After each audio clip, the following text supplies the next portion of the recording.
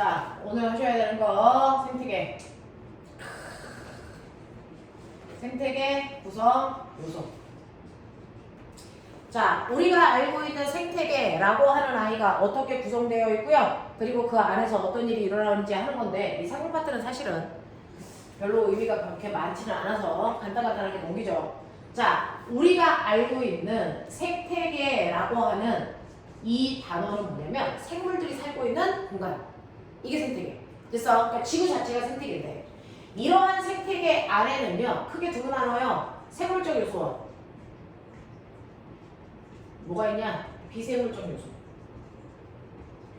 그러니까 생물적 요소는 동물, 식물 이런 거 얘기하는 거고요. 비생물적 요소는 뭐 얘기해?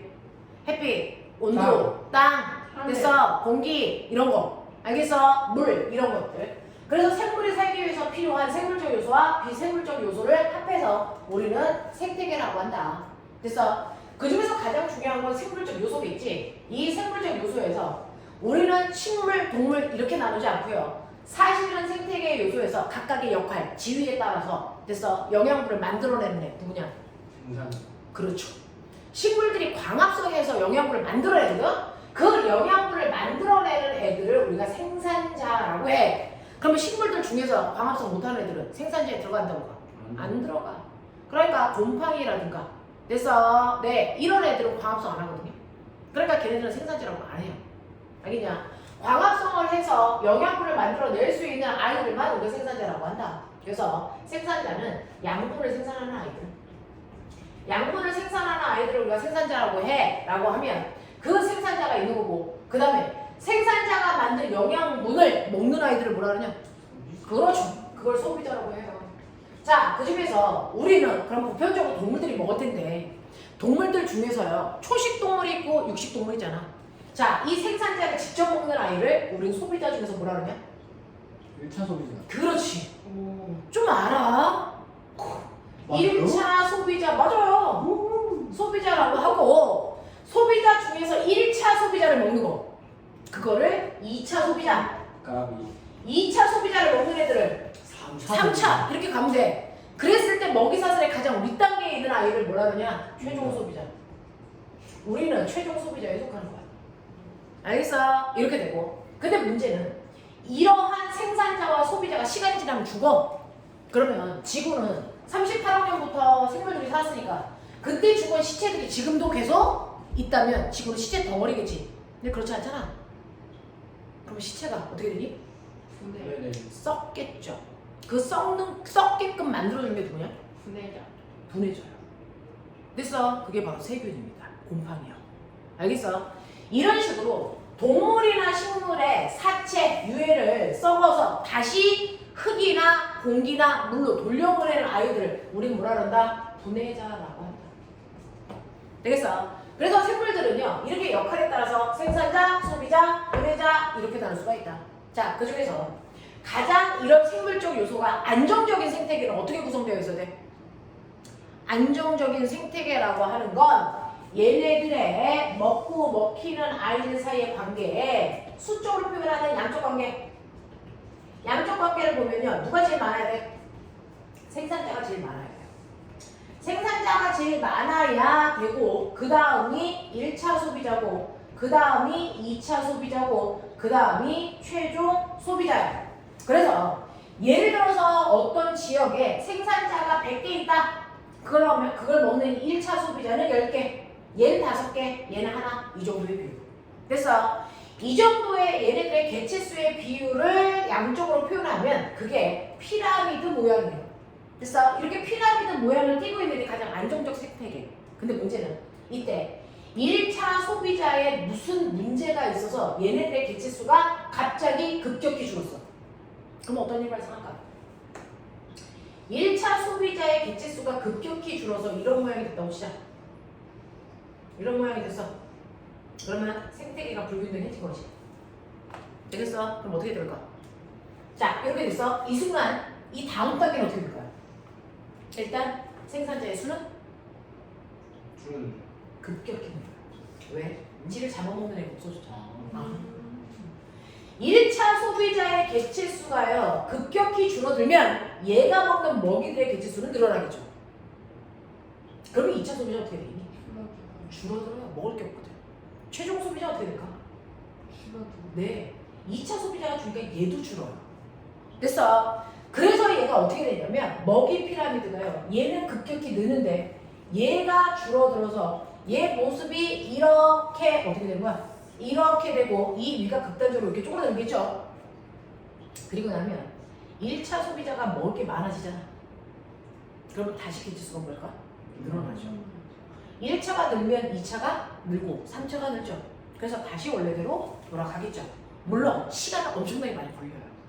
시간은 엄청나게 많이 걸리지만 이러한 생태계에서는 스스로 안정된 상태가 되려고 하는 성질을 가져요.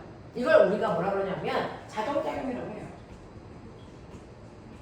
이렇게 생태계는 스스로 평형을 유지하려는 성질을 가지고 있기 때문에 시간이 지나면 인간들의 개입이 없다면 이렇게 안정한 상태로 돌아온다. 알겠어? 네, 이렇게 돌아옵니다. 하지만 맨 처음에 균형을 잃었을 때보다는 안정한 상태가 돼도 피라미드의 모양은 좀 작아요.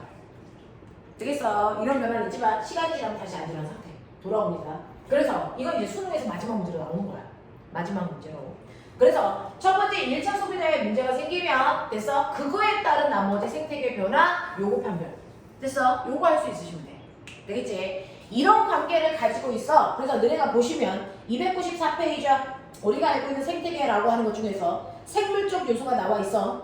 그 생물들이 모여서 어떤 일들이 일어나는지 보는데 하나의 생명체를 개체라고 하고요. 그 개체들이 모여있는 걸 개체군.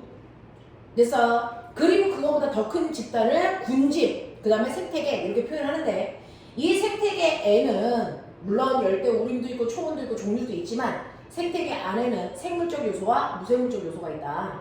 그 맨 밑에 그림 보시면 생물적 요소 중에서는 생산자, 소비자, 분해자가 있다 라고 하는 거고 각각 어떤 역할을 하는지 보시면 되고 그림 밑에 보시면 생물적 요소도 있지만 비생물적 요소도 있다. 그 비생물적 요소가 바로 이 단원의 포커스예요. 생물적 요소 이런 것들은 우리가 생물 시간에 많이 배워서 별로 낯설지 않아. 그리고 얘네들은 들어보면 아 그렇구나 라고 하는 게 있는데 그러면 생물들이 살아갈 때 비생물적 요소는 왜 필요해? 어떤 일을 해? 이거거든요. 자, 그 중에서 이렇게 생물적 요소와 비생물적 요소는 서로 영향을 주고받아서 어떤 거든 하나의 문제가 생기면 서로 상호작용 됐어? 문제가 서로 발생합니다. 그 중에서 비생물적 요소가 생물한테 영향을 주는 걸 우리가 작용, 생물이 비생물한테 영향을 주는 걸 우리가 반작용이라고 불러. 알겠어? 그러니까 생물적 요소와 비생물적 요소가 작용과 반작용의 관계를 가지면서 생태가 유지된다. 그 얘기를 하고 싶은데 그러면 이렇게 작용과 반작용의 관계를 가질 텐데 이 중에서 미생물적 요소가 생물한테 영향을 주는 요소들은 뭐가 있어? 한 장 넘겨봐. 한 장 넘기시면 296페이지부터가 이제 본격적으로 나오죠. 생물적 요소 중에서 됐어. 가장 중요한 건 일단은 빛이야. 왜? 생산자가 살아야 나머지가 살 수 있으니까. 자, 생산자가 광합성 하려면 뭐가 필요하냐? 햇빛. 그렇죠. 광합성 공식 아니? 아니요?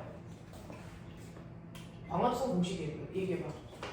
광합성을 하기 위해서 뭐가 필요해요? 물질 중에서? 물이요. 물과 이산화탄소. 이산화탄소가 됐어. 햇빛을 받아서. 빛을 받으면 뭐가 되냐? 그렇지. 포도당과 뭐 만들어지니? 산소. 그렇지. 어디에서? 그 미토콘드리아. 아니야. 까비. 그건 몰라. 시험 범위였다. 영록체. 아, 그건 몰라. 저도요? 네. 세포 속의 소리가. 맞네. 됐어. 그러면 이 식물의 몸 중에 엽록체가 있는 곳이 뿌리줄기 잎 중에 어디냐? 잎이죠. 그 잎을 잘라서 보면 됐어. 우리가 얘기하는 잎사귀 이렇게 생겼다? 잎사귀 이렇게 생겼는데 자 식물들의 가장 겉에 있는 세포를 우리가 뭐라 그러냐면 표피라고 해. 그럼 식물의 잎은 앞면도 표피, 뒷면도 표피로 되어 있는데 이걸 옆으로 잘라서 단면을 보면 식물의 잎은요 이게 앞표피, 이게 뒷표피. 그래서 표피들은 둘러싸여 있어요. 이게 표피입니다.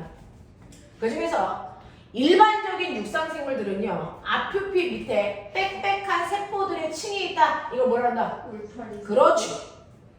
울타리 쳐진 것처럼 생겼죠. 울타리 조직. 그 밑에 세포가 느슨하게 배열되어 있어. 이거 뭐냐?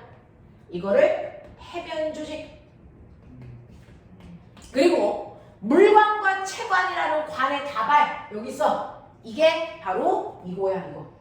그래서 인맥이라고 부르는 건데 줄기에서 관다발이라고 부르죠. 우리 중학교 2학년 때 배웠어요. 물관, 채관으로 되어 있는 관다발이 이 안에 들어있는데 잎에 있을 때는 관다발이라고 안 하고 인맥이라고 한다. 그리고 잎의 뒷면에 보면 콧구멍이 뚫려있다. 기억나니? 중학교 2학년 때 배웠는데 자, 표피세포가요 반달 모양의 세포로 이렇게 휘어져 있는데 반달 모양 세포가 두 개가 마주막. 그럼 가운데 구멍 뚫리죠. 이 구멍이 뭐야? 공기가 드나드는 구멍. 숨구멍. 그 숨구멍을 뭐라 그러니? 공기 기자, 구멍 공자. 뭐라 그러지? 기공. 그렇지. 기공이 뚫려 있어. 이거 콧구멍이야. 자, 그 기공을 둘러싸고 있는 반달 모양의 세포를 우리가 뭐라 그러냐면 얘를 공변세포. 중학교는 안 다니는 게 더 맞았나 보다. 어떻게 이렇게 기억을 못하니? 그래서 이렇게 공변세포 두 개로 둘러싸여 있는 기공으로 이산화탄소와 산소가 들었다 나갔다 한단 말이야. 그래서 이렇게 되어 있는 게 잎의 구조야. 식물의 잎의 구조. 근데 내 잎이 무슨 색? 초록색. 초록색. 뭐 때문에? 엽록색. 그 엽록체가 이렇게 들어있어. 그 엽록체가 이렇게 들어있어. 잎이라고 하는 기관에 모두 다 엽록체가 있으면 외울 것도 없고 편할 것 같지만 사실은 엽록체가 있는 곳은 울타리 조직, 해면 조직, 공변세포 딱 3개에 들어있어. 그래서 그 중에서도 엽록체가 제일 많아서 광합성을 제일 활발하게 하는 곳이 바로 울타리 조직이지. 알겠어? 그러니까 앞표피에서 보면 울타리 조직에 엽록체가 많아서 진한 초록색이야. 근데 뒷표피에서 보면 해면 조직이 보이는데 얘는 엽록체가 별로 없잖아. 그래서 약간 옅은 색으로 보여. 그래서 진한 정도가 다른 이유가 울타리 조직과 해면 조직 때문이고 표피는 투명해. 렌즈 같아. 근데 얘는 색깔이 없어. 막바로 얘가 보이는 거야.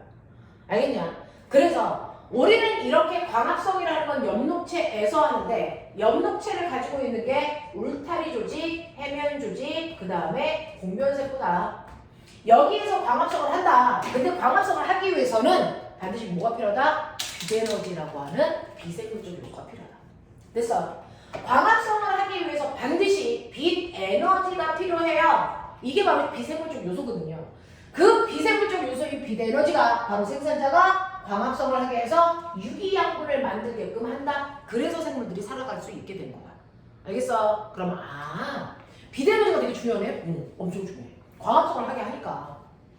순간 햇빛이 안 비치는 순간 광합성 일제히 중단. 그러면 생물 떼거지로 죽어.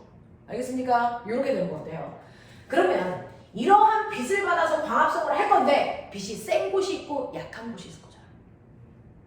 되겠어? 빛이 세게 들어오는 곳은 햇빛이 잘 비치는 곳, 거기를 우리가 양지.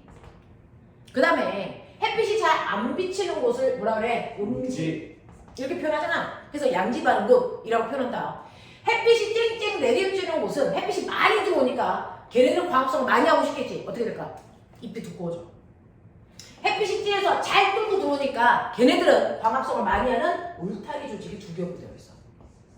그래서 잎이 두꺼워. 알겠어? 근데 햇빛이 잘 비치지 않는 음지에 사는 아이들은 햇빛이 조금밖에 안 들어오니까 투과력이 떨어져. 그래서 울타리 조직의 두께가 얇아요. 그래서 잎의 두께가 달라집니다. 이 비생물적 요소인 빛에 의해서. 그래서 빛이 들어오는 빛 에너지의 첫 번째 가장 중요한 건 빛이 많이 들어와 적게 들어와 라고 하는 빛 에너지의 양이야. 이 양에 따라서 양지에 사는 아이와 음지에 사는 아이의 뭐가 달라져요? 잎은 어떻게 써? 추선을 해볼게. 이게 피읍받침. 맞아. 잎의 두께가 됐으니까 차이가 나요. 양지에 사는 애들은 두꺼워졌다. 음지에 사는 애들은 얇아졌다. 그 차이가 얇다 이렇게 쓰는 거지. 비읍. 릴비. 아니. 팬 진짜 이과구나. 한국 사람이 아닌 거지. 자, 그래서 양지에 있는 식물의 잎은 두껍고 음지에 있는 식물들의 잎이 얇은 게 바로 빛의 양, 세기의 차이였다. 그래서 이렇게 비생물적 요소가 생물의 몸의 구조를 변화시킨다. 알겠냐? 네, 그 다음에 빛이요. 양이 아니고 빛이 들어오는 투과되는 빛의 종류가 달라. 어디에 사는 아이들은? 물속. 물속에 사는 아이들은 수심의 깊이가 달라. 그래서 어떤 애들 이렇게 되어 있어서 여기에 이렇게 되어 있고 햇빛이 땡땡 비치는데 얕은 곳에 있는 애들은 빛이 잘 들어와. 근데 조금씩 깊은 곳으로 들어갈수록 물을 뚫고 빛이 들어오는 양이 어떻게 될까? 저거지. 작아지겠죠. 근데 문제는 뭐냐면 빛의 세기만 작아지는 게 아니고 사실은 우리가 얘기하는 빛 중에서 내 눈에 보이는 광선, 멋진 말. 가시광선. 그렇지. 어쩔 거야. 가시광선을 맞춰버렸네. 우리 눈에 보이는 광선 가시광선이 있는데 이 가시광선 중에서도 빨, 주, 노, 초, 파, 남, 보 이러잖아. 그러면 실제로 빨간색하고 보라색은 뭐가 다를까? 온도. 이게요. 뭐가 다르냐면 빛의 에너지의 크기가 달라요. 같은 가시광선이라도 에너지가 큰 빛이 있고 에너지가 작은 빛이 있거든요. 그 중에서 에너지가 작은 빛이 무슨 색깔? 빨간색. 빨간색이요. 빨간색은 에너지가 작으니까 거꾸로 파장이 뭐하다? 길다. 그래서 에너지가 큰 애는 파장이 뭐하다? 짧다. 이 얘기거든요. 그러니까 빛은요 에너지의 크기에 따라서 진동할 때 우리가 파동 그릴 때 파장이요 이렇게 그리면 마루에서 마루까지의 길이가 파장인데 이 파장이 긴 애는 에너지가 적어서 늘어져서 그래요. 근데 에너지가 많은 애들은 파장이 통통통통 튀니까 파장이 짧거든요. 그래서 이렇게 파장이 짧은 에너지가 큰 빛이 파란색 계열, 보라색 계열이고요. 에너지가 작은 애가 빨간색 계열이야. 그래서 빨간색은 에너지가 작아서 파장이 길게 늘어나는 거야. 그리고 파란색 쪽으로 갈수록 에너지가 커서 파장이 짧단 말이야. 그러면 에너지가 큰 애는 그래서 두려울 게 없어요. 쭉쭉 통과해서 가요. 그래서 에너지가 크면 클수록 잘 뚫고 들어간다. 멋진 말. 투과성이 좋다. 근데 에너지가 작은 애들은 못 뚫고 들어가. 투과성이 작아요. 그러니까 실제로 윗부분은 여러분이 보시는 빨간색 계열의 빛들이 돼서 여기까지만 들어와요. 그거보다 아래쪽은 초록색 계열이 여기까지 들어와. 돼서 그리고 파란색은 여기까지도 뚫고 들어올 수 있어. 이 뜻이에요. 그러니까 위에는 빨초파 다 들어와. 근데 그거보다 중간은 빨간색은 못 들어오고 파초만 들어오고 얘는 파란색만 들어오거든요. 그럼들의 광합성 할 때 옆록체가 초록색으로 보이죠? 왜? 잎이 초록색이잖아요. 왜 초록색으로 보일까? 딱 저기 중간에는 잎이 초록색으로 보이는 이유.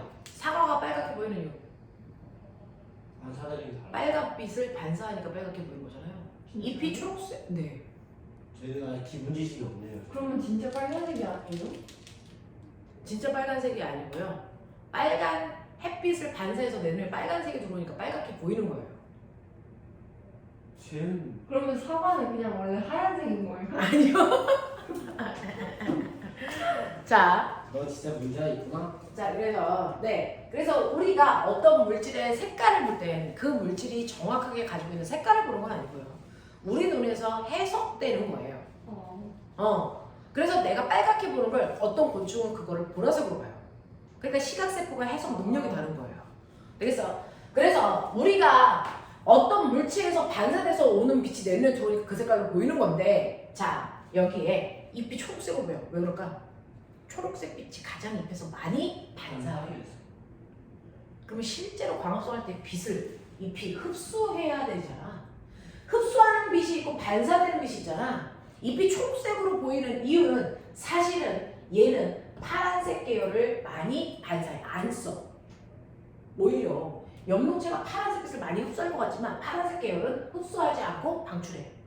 대부분 뭐 빨간색 계열의 빛을 흡수해서 그걸 광합성할 때 쓰는 거야. 육상식물들. 알겠어? 그 짓을 똑같이 육상식물과 똑같이 하는 게 누구야? 얕은 곳에 사는 애들이야. 얕은 물 속에 사는 애들이 빨간색 빛을 이용해서 광합성을 하고요. 그걸 뺀 나머지는 반사해서 보내기 때문에 얕은 곳에 사는 식물들은요. 우리가 보는 것처럼 육상생물이랑 똑같이 초록색 잎을 가지고 있어요. 그래서 얘를 녹조류라고 해요. 녹조류. 녹색으로 보인다? 녹조류. 됐어. 네. 그 다음에 아이들은 초록색 빛을 흡수해서 광합성을 할 때 써요. 됐어? 네. 그래서 녹조류, 갈조류, 얘는 갈색으로 보인대요. 됐어? 그 다음에 가장 깊은 애가는요, 파란색빛을 흡수해서 광합성을 할 때 쓰고, 주로 빨간색, 초록색 계통의 빛은 단색으로 나오니까 얘네도 시뻘게 보여요. 됐어? 그래서 녹조류, 갈조류, 홍조류. 알겠냐? 그래서 실제로 물의 깊이에 따라서 투과해서 들어가는 빛이 다르다.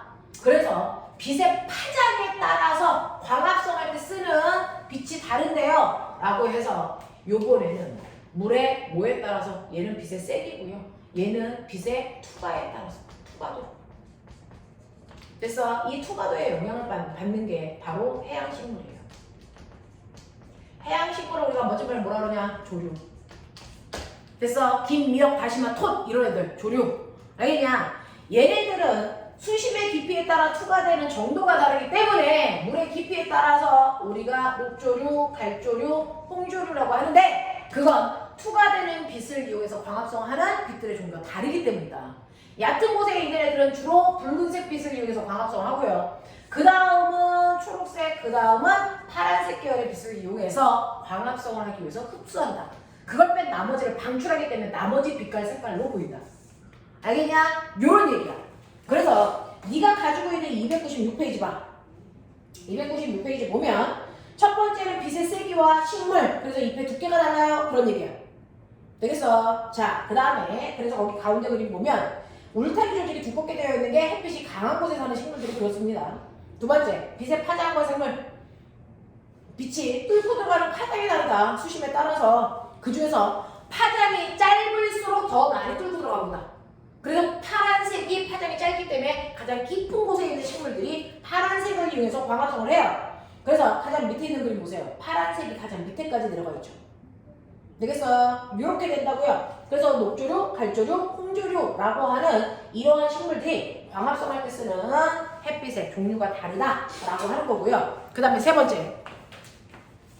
하루가 낮의 길이가 몇 시간이에요? 12시간. 이라고 하죠. 그럼 실제로 다 12시간이야? 평균?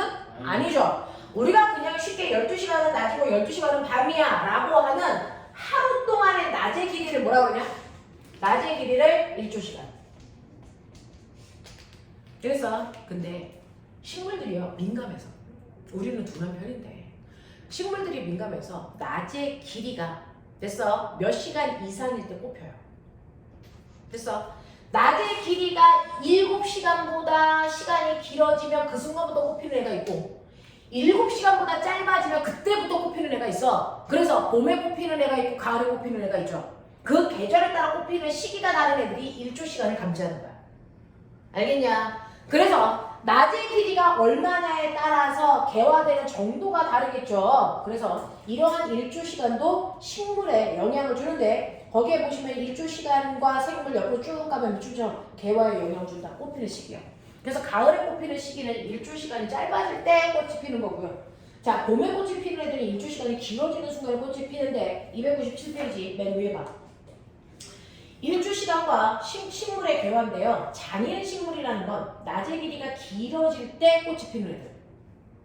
그 다음에 단일 식물이라는 건 낮의 길이가 짧아지고 있을 때 꽃이 피는 애들.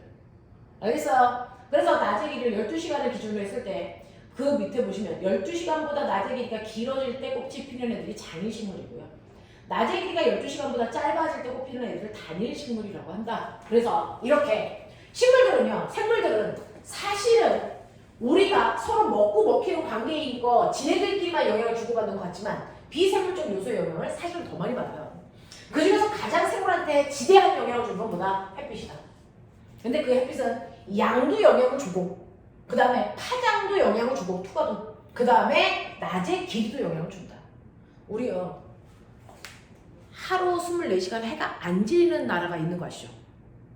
왜 시베리아 가면 지구의 자전축이 길었기 때문에 계속 돌아도 계속 햇빛이 들어와.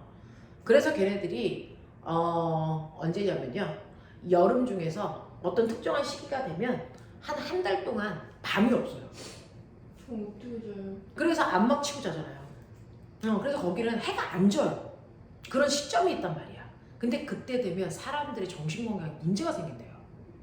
아무리 안막 커튼을 치고 자도 우리가 어두워졌을 때 우리 몸에서 신체에서 일어나야 되는 밸런스가 일어나지 않아서 정신적인 스트레스가 되게 많답니다. 그래서 이렇게 식물과 동물들은요 비생물적 요소의 영향을 사실은 보이지 않게 많이 받는다. 알겠지? 그 중에서 빛이 주는 영향이야. 이거 시험에 나와. 알겠어? 빛이 주는 영향입니다. 이런 거 있고요.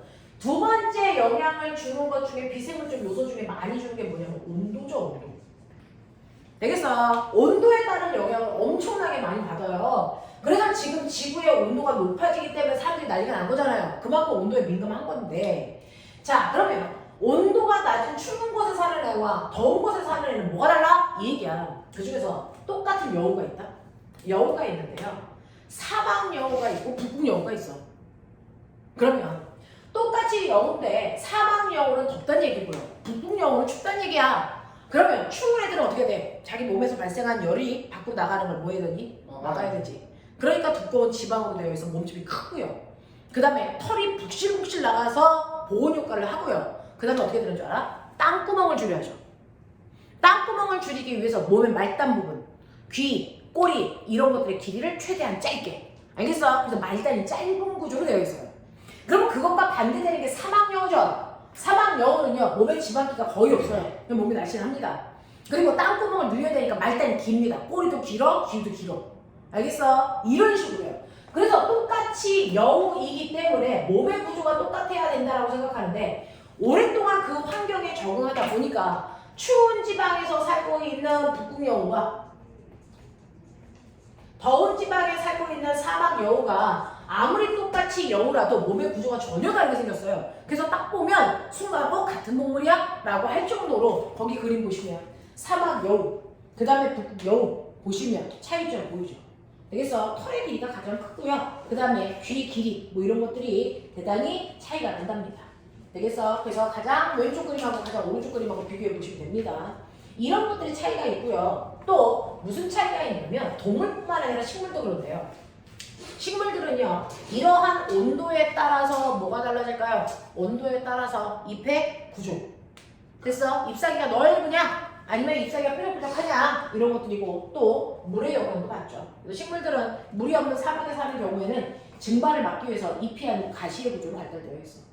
알겠어? 이런 것들이야. 자, 그 다음에 넘겨. 298. 298페이지 보시면 거기에 보시면 됐죠? 네.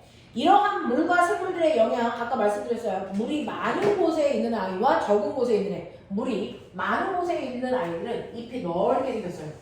화렵수. 자, 물이 없는 곳에 있는 사막에 사는 아이들은 침엽수, 잎이 뾰족해서 증산작용을 맡게 되는 거죠. 그래서 이런 구조가 바로 물에 대한 영향이기도 한다. 그래서 물의 영향도 동식물은 영향을 많이 받는데 자, 이렇게 물이 있는 곳에 육상에 사는 아이들은 식물은 뿌리에서 물을 흡수해서 잎까지 물을 보내야 되니까 뭐가 발달되어 있니? 관다발 구조가 발달되죠. 근데 물속에 사는 애들은 관다발이 있을까 없을까? 없어요. 관다발 구조가 발달되어 있지 않아요. 되겠어? 이런 식으로요. 비생물적 요소의 영향을 많이 받고요. 거기에 보시면 수련 보이죠? 걔는 아예 물 위에 잎이 떠 있어야 되니까. 우리 잎 뒷면에 아까 뭐 있냐 그러냐면 기공이 있어서 일로 기체가 들어든다 그랬죠. 근데 수련은 아예 잎의 뒷면이 물이랑 붙어 있잖아요. 그럼 얘네들 기공이 어디 있을까? 잎의 앞쪽 부분으로 발달되어 있어요. 그래서 콧구멍이 앞쪽으로 나와 있습니다. 그래서 이런 것들이 얘네들의 삶의 터전에 따라서 바뀌는 거다라고 하는 거 기억해 두시면 돼요. 됐죠? 자, 뿐만 아니라 토양이라든가 뭐 이런 것들도 공기라든가 얘네들도 당연히 생물이 살아가는데 중요한 요소가 된다. 자, 그럼 봐. 299. 요것만 하고 잠깐만 끊을게. 빨리 풀어. 1번부터 5번까지.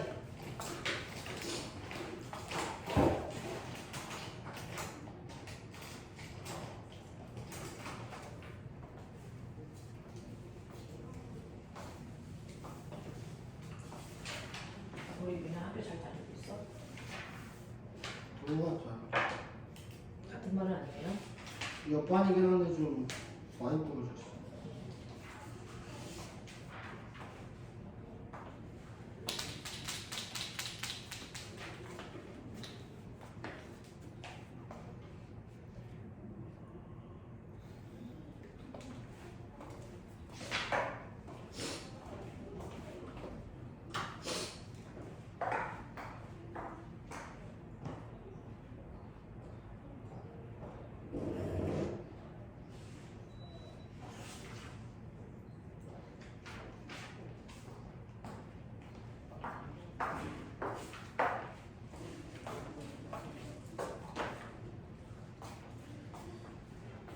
저희 PC방 못 오게.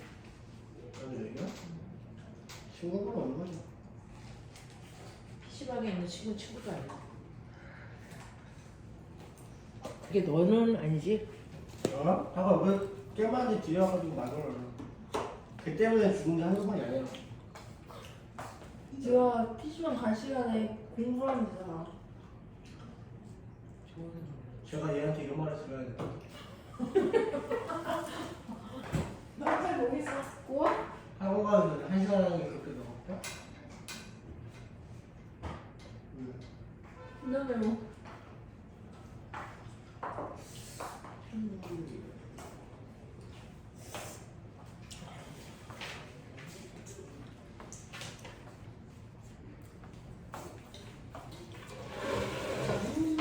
야, 수업하기 딱 좋은 인원은 2명인 것 같아. 오늘 내가 느꼈어.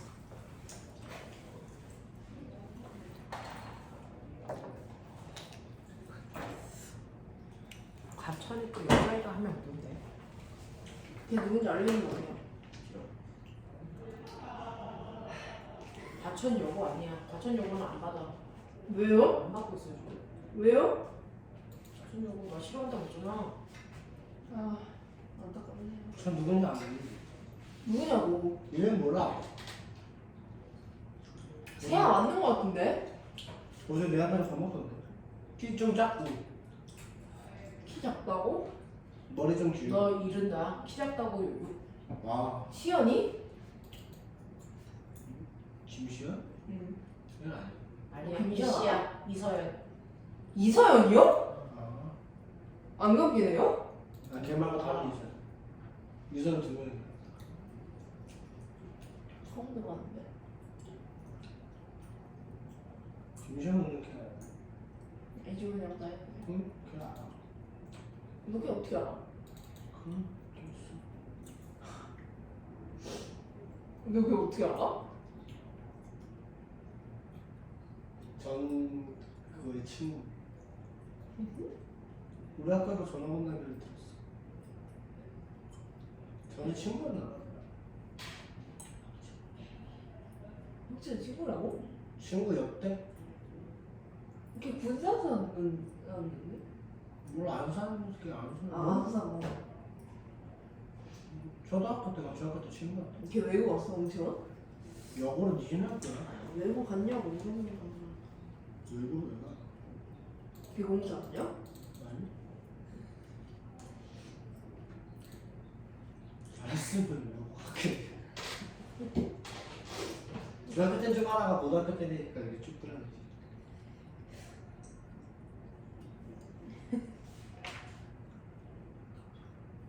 진짜 조나단이 걔랑 같은 동네 살아가지고 자꾸 같은 동네. 엘리베이터에서 만났다.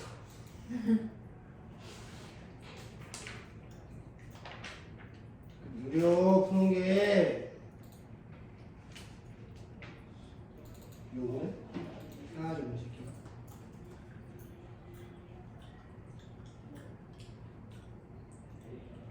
오늘 박유선 생일이래. 알아. 오늘 생일 축하한다고 안 하냐? 내가 왜 얘기 안 했냐고? 응. 안 친해 둘이. 너안 친해? 아. 왜?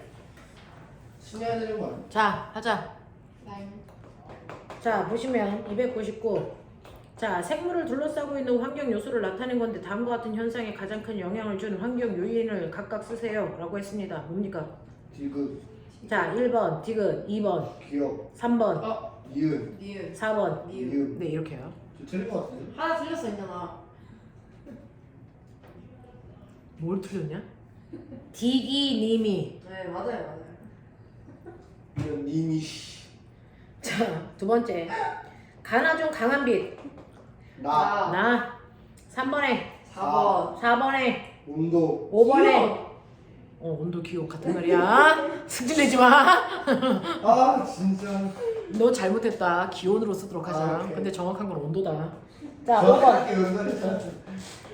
나. 가, 또. 아 진짜로? 쌤, 제. 야, 뿌리가 발달되어 있지 않은 건 물속에 살기 때문이고, 뿌리가 발달된 구조는 육상에 살고 있기 때문이고. 알겠어. 그래서 가와 나중에 물이 풍부한 환경에 서식하고 있는 건 갑니다. 너 집에 갈래? 네.